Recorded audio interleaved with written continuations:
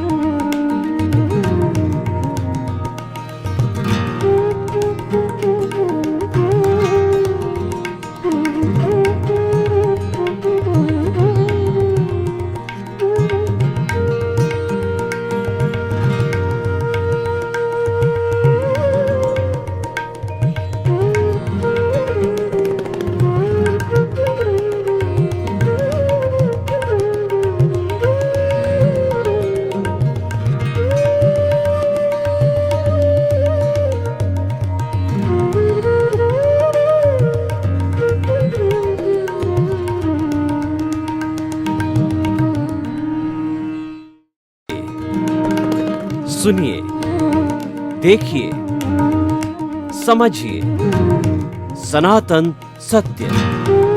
जैसी दृष्टि वैसी सृष्टि, दृष्टि विज्ञान। कुदरत, कुदरती रचना एवं कुदरत के कानून से शाश्वत सुख की प्राप्ति। जोधपुर के परम पूज्य महात्मा उपासक प्रोफेसर डॉक्टर सोहन राज तातेड़ के निर्देशन में सनातन सत्य। जैसी दृष्टि वैसी सृष्टि, दृष्टि विज्ञान।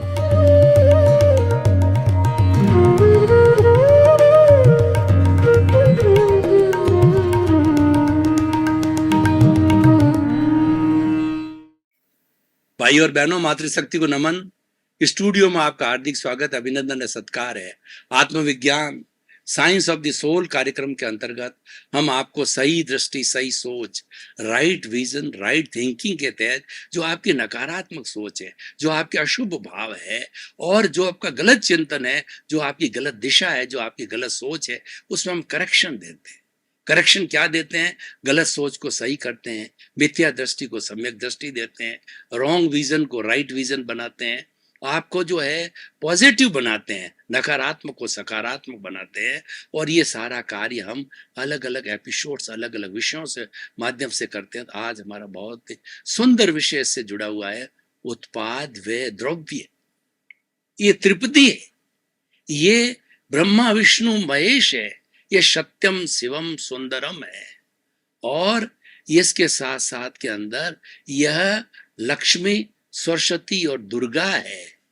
और गंगा, जमुना और सरस्वती नदियां हैं, तीन त्रिवेणी संगम है। एक द्वैत होता है, दो का होता है। ये अद्वैत होता है, वो अकेला होता है। द्वैत में दो होता है। तीसरा त्रिवेणी होता है, त्रिवेणी में त्रिकोण बनता है, त्रिगुणात्मक होता है। हमारी सारी सृष्टि है त्रिगुणात्मक है, सत्व, तम और रजस। जो सत्व गुण वाला है, चाहे जे पिंडे ते ब्रह्मांडे, ये जो पिंड है, जो शरीर है, वो ब्रह्मांड का प्रतिनिधित्व करता है। अगर हमारे भारत के राष्ट्रपति नरेंद्र भाई मोदी 210 कंट्री के यूएनओ में या किसी भी कंट्री में जावे तो वो हमारे देश का प्रतिनिधित्व करते हैं। तो उसी तरह ये शरीर है, पूरे ब्रह्मांड का प्रतिनिधित्व करता है। जो नरेंद्र भाई मोदी में है, इसका मतलब वो भारत में है, भारत नरेंद्र मोदी है और नरेंद्र मोदी भारत है। तो उसी तरीके से ये जो पिंड है, यही ब्रह्मांड है, ब्रह्मांड है वो पिंड है, उसका प्रतिनिधित्व है, उसका टेस्ट एग्जाम्पल है। सेम कंपोजिशन है। हम एक पूरी कोई दवाई के कंपोजिशन के अंदर से निकाल करके थोड़ा सा पार्ट लेते हैं, मिलीग्राम, तो उसको रिप्रेजेंट करता है, उसी से दवाई बनती है और उससे एक्सपेरिमेंट होते हैं। तो ये सारा जो है वह हमारा त्रिवेणी का है। त्रिवेणी जो है वो सत्यम सुंदर शिवम सुंदरम की है। और उससे मैं तप, मैं रजस, तम और सत्व की बात कर रहा था कि व्यक्ति में तीन गुण होते हैं। जो सत्व गुण वाला होता है, धार्मिक प्रवृत्ति का होगा, वो क्रोध, अहंकार, माया, लोभ नहीं करेगा, किसी को सताएगा नहीं, किसी को दुख नहीं देगा, किसी के दोष नहीं देखेगा, वो शांत रहेगा, वो धीर गंभीर रहेगा। तो ये सत्व गुण वाला होता है। रजस्व गुण वाला चंचल है, वो स्थिर नहीं बैठेगा, कभी टीवी देखेगा, कभी अखबार पढ़ेगा, खाते खाते अखबार पढ़ेगा, और दूसरा क्या, जाते जाते मोबाइल पे बात करेगा। चंचल वाला, चंचलता वाला व्यक्ति, चंचल चित्त वाला, विक्षेप चित्त वाला व्यक्ति होता है, वो रजस्व होता है। और तमोगुण वाला व्यक्ति तो बिल्कुल ही गंदा व्यक्ति होगा, बात बात में लड़ाई करेगा, झगड़ा करेगा, दूसरों के दोष निकालेगा और अपने आप को सब कुछ जानेगा। वो समझेगा कि मैं करता हूं वही है, उसमें अज्ञानता रहेगी। जो अज्ञानता वाला होता है वो तम होता है, जो ज्ञान वाला होता है वो सत्व होता है, और रजस्व बीच वाला होता है। न तो वो तम वाला होता है, न सत्व वाला होता है। ये कि ये गुण प्रकृति में होती है। प्रकृति जो है, सतोगुण वाली प्रकृति क्या होती है, जो प्रकृति के जो पृथ्वी, जल, अग्नि, वायु और आकाश, ये पांचों कॉन्स्टिट्यूएंट शुद्ध होते हैं, तो सत्व प्रकृति वाली होती है। और जब वो एकदम पॉल्यूटेड हो जाते, कोरोना बनने की स्थिति आ जाती है, तब वो तमस, अभी प्रकृति तमस बनी हुई है। और उसके साथ साथ में तमस क्यों बनी, कि वह प्रकृति जो है उसको इंसान ने बनाया।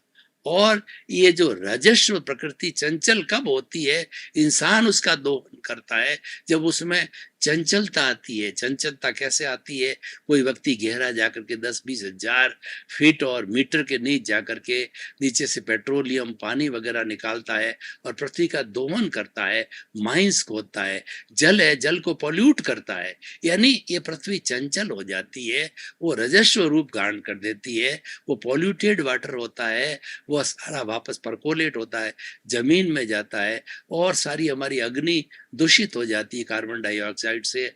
और वायु है, पूरा वायुमंडल जो है कार्बन डाइऑक्साइड से हो जाता है, और आकाश भी जो पूरा दूषित हो जाता है, वो गलत गलत गैसों के कारण। तो भाई और बहनों, ये त्रिवेणी संगम की बात कर रहा हूं। भगवान महावीर जब उनको केवल ज्ञान हुआ, जब वो है पांचवा ज्ञान हुआ, यानी आत्मा के अंदर क्षीण मोह की अवस्था में चले गए। उन्होंने जो मोहनीय कर्म उसको पछाड़ दिया, तो मोहनीय कर्म पछाड़ते ही जो अंतर मुहूर्त के अंदर 48 मिनट्स के अंदर केवल ज्ञान हो जाता है। क्योंकि मोह का पर्दा सबसे बाद में हटता है, पहले ज्ञानावणी हटता है, फिर दर्शनावणी हटता है, और उसके बाद में मोहनी हटता है जब अंतराय टूटती है। वो मोहनी अंतराय तो क्या है, एक तरह का परिणाम, एक निष्पत्ति है। तीनों के टूटते ही ऑटोमेटिकली टूट जाएगी, वो तीनों को बांध के रखने वाली होती है। अंतराय बाधक तत्व होता है, तीनों की बाधा हटते ही वो तो प्रकट हो जाती है और वो अपना रास्ता छोड़ देती है। तो मोहनीय कर्म को पछाड़ने के बाद जो है वह व्यक्ति केवल ज्ञान को प्राप्त हो जाता है, ब्लिश को प्राप्त हो जाता है, और इस शरीर में ईश्वर बन जाता है। वो आप्त पुरुष बन जाता है, जो कुछ बोलता है सच सच बोलता है। और केवल ज्ञानी से वो जड़ की और चेतन की कोई भी अवस्था, भूत भविष्य की, वर्तमान की कोई अवस्था उससे छुपी नहीं रहती है। तो भाई और बहनों, हम जो भगवान ने पहला क्या प्रवचन दिया, वो तीर्थंकर बनते ही, केवल ज्ञान बनते ही, वो त्रिपदी का जो उन्होंने प्रवचन किया, वही त्रिपदी मैं आपको बताना चाहता हूं कि उत्पाद वे द्रव्यात्मक सत। उन्होंने कहा कोई भी वस्तु हो, वस्तु का अस्तित्व कब होता है उसके बारे में बताया है कि वस्तु का अस्तित्व तब होता है कि विरोधी गुण एक साथ रहते हैं, तब अस्तित्व होता। हमारी जो सरकार का, लोकसभा, राज्यसभा, विधानसभा का अस्तित्व कब है, उपयोगी कब है, कि उसके अंदर विपक्ष और पक्ष है, दोनों करीब करीब 45-55 का रेशियो होना चाहिए। तब कड़ा मुकाबला होता है, तब कोई भी अनैतिक कार्य नहीं होता। और विपक्ष हो ही नहीं, 5% बेचारे विपक्षी हो, तो उनकी कोई वॉइस नहीं होगी। तो जो पक्ष वाले लोग हैं वो दुराचार करेंगे, आग्रह करेंगे, अन्याय करेंगे, गदाग्रह करेंगे, क्योंकि वो पावरफुल हो जाते हैं। उनको पावर 55% की देनी चाहिए, विरोध में 45 होना चाहिए। तब कंपटीशन होता है, वो लोग कोई भी बुराई नहीं कर सकते, वो आवाज उठाएंगे, तो आवाज उठते बुराई नहीं होती है। तो दो विरोधी तत्व होने से हमारा ये जो है वो पक्ष और विपक्ष होने से लोकसभा, राज्यसभा, विधानसभा अच्छी बनती है। तो हमारा शरीर भी पक्ष और विपक्ष होता है तब अच्छा बनता है।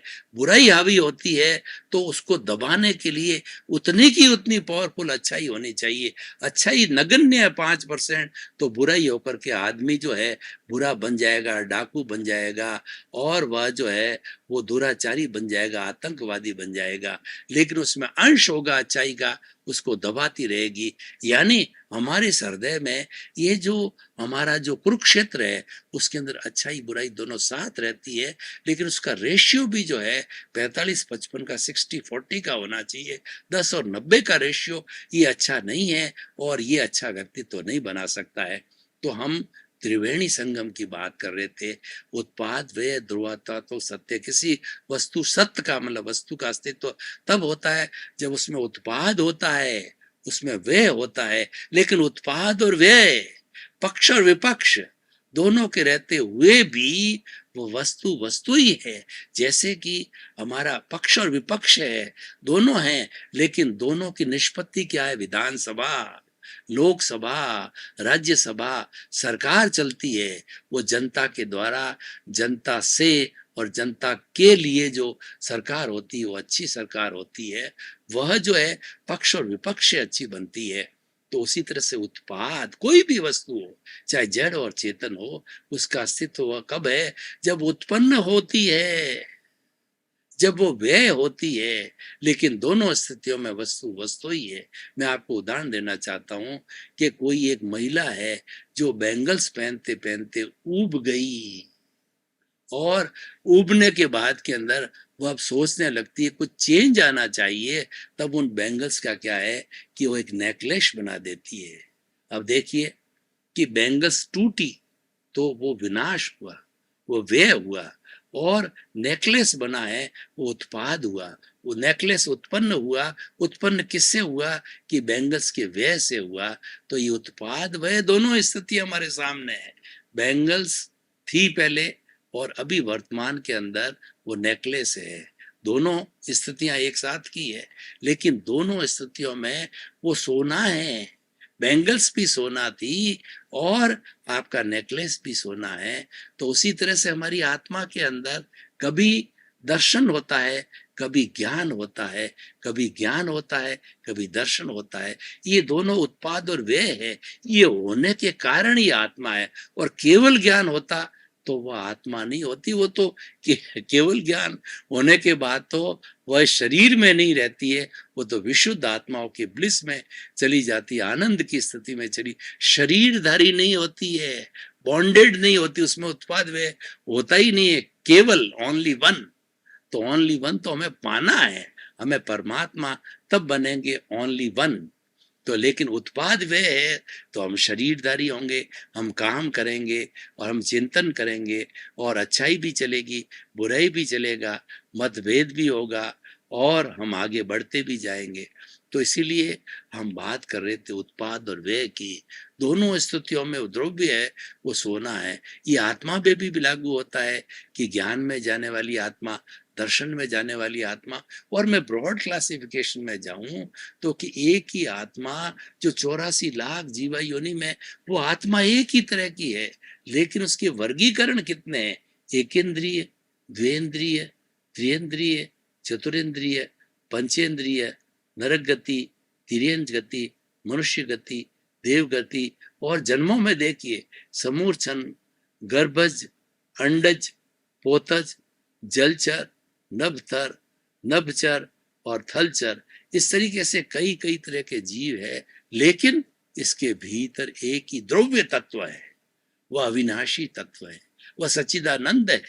सत्य, सत्य, चित्त और आनंद इसी त्रिवेणी को बताता है। जो बात मैं उत्पाद वे और द्रव्य की कर रहा हूं वो सच्चिदानंद है। सत का मतलब अविनाशी।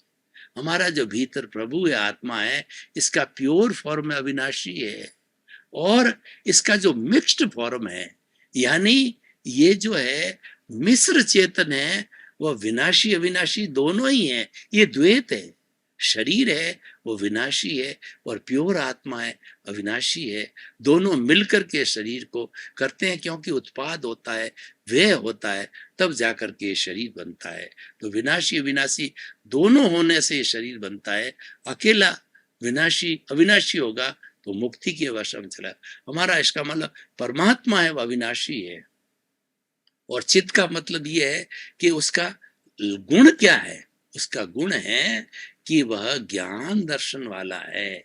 उसके अंदर उत्पाद और व्यय आ गए, वो तभी द्रव्य बनेगा कि कभी ज्ञान में जाता है, कभी दर्शन में जाता है, दर्शन से ज्ञान, ज्ञान से दर्शन में जाता रहता है, उत्पाद व्यय होता रहता है, तभी वो आत्मा आत्मा है। अगर अकेला ज्ञान होता, अकेला दर्शन होता, तो आत्मा का कोई अस्तित्व नहीं रहता, वो जीरो हो जाता है, अस्तित्वहीन हो जाता है। इसके लिए इसमें उत्पाद और व्यय है, उसमें ज्ञान दर्शन है। तो ये हमारा जो है वो फॉर्मूला, इसके ऊपर सच्चिदानंद की हम बात करते हैं, सत्य चित्त और आनंद। अब इसका लक्षण क्या है? इसका लक्षण ये है, हर चीज का लक्षण होता है। जब शरीर भारी पड़ता है, बुखार आता है, तो हमें क्या होता है? शरीर में गर्मी लगती है, शरीर में शिवरिंग होती है, शरीर अकड़ जाता है और शरीर के अंदर nothing seems to be pleasant, सुखकारी स्थिति नहीं होती है, भारी भारीपन लगता है सिर में और पूरे शरीर के अंदर। ये उसका लक्षण है, ये लक्षण बुखार के लक्षण है, तो वो दिखाई देते। कोरोना के भी अभी लक्षण 3 तरह के बताए जा रहे हैं। पहला ये है कि बुखार आ जाता है, दूसरा जो ये है कि हमारा गला है वो चोक हो जाता है, ऐसे लग रहा है कि गला किसी ने पकड़ लिया, और तीसरा है खांसी आनी चालू हो जाती है। ये तीनों जब मिलते हैं तब पॉजिटिव आता है, तब कोरोना आता है। तो भाई और बहनों, हम बात कर रहे थे त्रिपदी की, उत्पाद और द्रव्य की।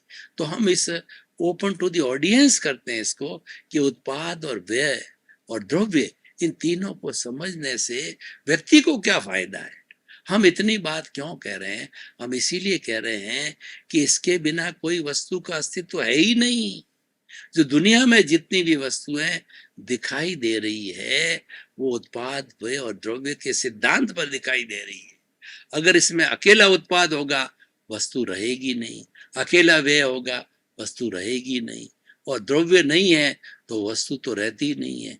इसलिए वस्तु के अस्तित्व को, चाहे जड़ हो, चेतन हो, चाहे कोई वस्तु, आपकी कार हो, आपकी गाय हो, का भैंस हो, ऊंट हो, बैल हो, आपके उपयोग चलने वाला, आपकी धन दौलत हो, आपका बैंक बैलेंस हो, या आपका घर हो, उत्पाद वे द्रव्य को समझे बिना, क्योंकि भगवान का प्रथम जो है वो यही उपदेश था, ये त्रिपदी थी, इसको जाने बिना हम वस्तु का अस्तित्व ही नहीं जान सकते, तो आगे कैसे बढ़ेंगे, हम कैसे अपनी पहचान करेंगे, मैं कौन हूं, इसको जानने के लिए उत्पाद द्रव्य और द्रव्य को जानना होता है। ये हमारे पहचान से जुड़ा हुआ है। और जब हम और भीतर जाएंगे तो एक ही जगह तीन प्रश्न और खड़े होंगे, मैं कौन हूं, मैं कहां से आया हूं, यानी मैं पीछे से क्या लेकर के आया हूँ, क्या लाइबिलिटी मेरे साथ है जो इस जन्म के अंदर क्लियर करनी है। इसीलिए कहा गया है कि शरीर पूर्व जन्म के कर्मों के भुगतान के लिए मिला है। कौन सा भुगतान, जो लाइबिलिटी हम पीछे से लेकर के आए हैं, जो हम पीछे से लेके आ रहे हैं, उसके अनुरूप होता रहेगा, उसके अनुरूप उदय भाव प्रारब्ध के अनुसार हमें भुगतना। वो हमारे हाथ में नहीं है, हम स्वतंत्र नहीं है, वो तो एक परिणाम है। परिणाम कैसे, मैं आपको एक बहुत सटीक उदाहरण देना चाहता हूं कि हम सभी किसी न किसी परीक्षा से गुजरे हैं। आईएएस आईपीएस के एग्जामिनेशन की परीक्षा 3 घंटे का पेपर होता है। तो उसी तरीके से हमारा पूर्व जन्म समझ लीजिए, पूरा जीवन है, उसको अगर मैं रूपक के रूप में बताऊं तो 3 घंटे का वो पेपर है। तो जब हमने पेपर देना चालू किया तो हमने पेपर 2.5 घंटे में पूरा कर लिया। अभी हमने वह हमारी जो आंसर शीट हैंड ओवर नहीं हुई है, हमने चिंतन किया आधे घंटे में वापस पढ़े, गलत को सही करें, करेक्शन देवें उसमें, और उसको सुंदर हमने पेपर मार्किंग बढ़ा दी उसके अंदर, क्योंकि उसको थोरोली देख लिया। अब 3 घंटे हो गया, घंटी बज गई, तो घंटी बजने का अर्थ हुआ कि हमारा पूर्व जन्म समाप्त हो गया, आयुष्य समाप्त हो गया, और पूर्व जन्म के जो जो भाव कर्म लाइबिलिटी जो कॉजेज डाले थे, इस जन्म में वो कैरी फॉरवर्ड होगी लाइबिलिटी। पिछले जन्म में करने वाला पेपर देने वाला यशवंत राज था, और वो लाइबिलिटी के रूप में सोहन राज ये शरीर मिला। वह जो पिछले जन्म में जो पेपर मैं दे के आया था, उसका ये रिजल्ट मुझे मिला। ये यानी वो रिजल्ट, जैसे भाव, जैसे कॉजल बॉडी मैंने क्रिएट की थी, वह कॉजल बॉडी कर्म फल और कर्म परिणाम के रूप में मुझे प्राप्त हुई, और वह सुख दुख का कारण बनेगी, और मैं जीवन भर भुगतता रहूंगा। अब देखिए कि यशवंत राज ने कॉज डाले, भुगत डालने वाला यशवंत राज, भुगतने वाला सोहन राज, करे कोई भुगते कोई। अब सोहन राज फिर भाव डाल रहा है, फिर वो प्रतिष्ठित आत्मा में प्रतिष्ठा कर रहा है, और फिर कॉजेस डाल रहा है, नई प्रतिष्ठा को खड़ी कर रहा है।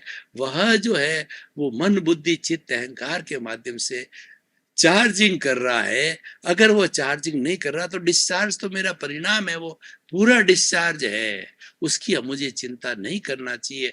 वो डिस्चार्ज नए कॉज न डालूं, यह मेरा पुरुषार्थ है। तो मान लो मैंने पुरुषार्थ किया और नए कॉज नहीं डाले, तो no causal body for the next birth.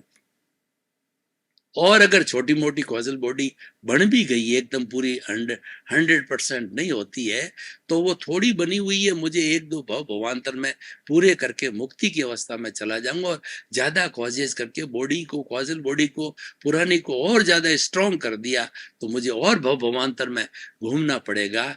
तो ये कॉज एंड इफेक्ट का सिद्धांत है। ये जो है वो हमारा पिछले जन्म के अंदर पेपर दिया, उसका रिजल्ट मैं भुग रहा हूं।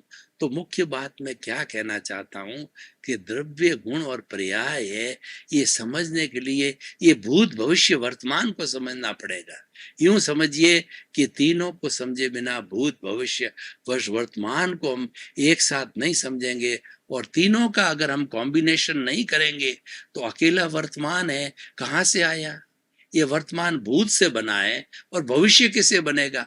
वर्तमान से बनेगा। इसीलिए कहा गया है कि जिसका वर्तमान इज ए डिसाइडिंग फैक्टर, वर्तमान परिणाम है, वो आपके सामने है। इसलिए कहा गया है कि जो है वो काल करे सो आज कर, आज करे सो अब, पल में परले होएगी, और बहुरी करेगा कब? अगली सांस आए ना आए, क्योंकि हम जो लेके आए सब चीज नियत है, सब चीज फिक्स्ड है। आप आयुष्य कर्म के उपरांत एक भी नया सांस नहीं ले सकते। इतने आप स्वतंत्र हो, इतने आप पाबंद हो, इसलिए ये परिणाम है। परिणाम को आप नहीं बदल सकते, तो क्यों उस परिणाम को बदलने को व्यक्ति कहता है मैं पुरुषार्थ कर रहा हूं, वही उसका अज्ञान है। वो अज्ञान की वेल्डिंग है और अपने आप को कर्ता मानता है। क्या मानता है? क्योंकि वो परिणाम तो लेकर के आया है, उसको उसको बदलने के लिए ही तो वो कर्ता बना है। वास्तव में वो करता है नहीं, दुनिया में करता कोई हो नहीं सकता। करता तो व्यवस्थित शक्ति है। इस कुदरत ने, इसको साइंटिफिक सर्कमस्टेंस एविडेंस ने क्लियर कहा है, कोई भी प्राणी करता नहीं हो सकता। भाई और बहनों, आपका बहुत बहुत धन्यवाद।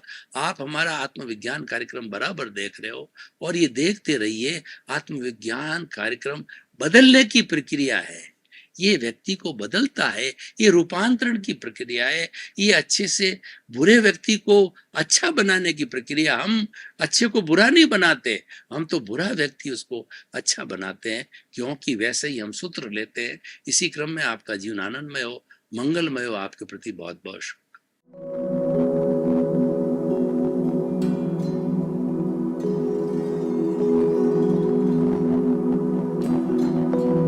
एक ऐसा अंतर्राष्ट्रीय ख्याति प्राप्त मानव जो गुरु प्रेरणा से पिछले 20 वर्षों से वानप्रस्थ जीवन जीते हुए 24 घंटे मानवता की सेवा में संलग्न है।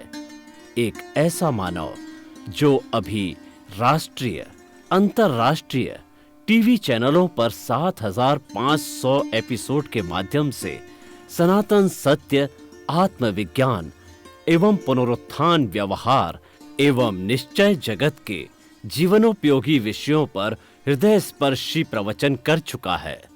उस मानव का नाम है महात्मा उपासक प्रोफेसर डॉक्टर सोहन राज तातेड़।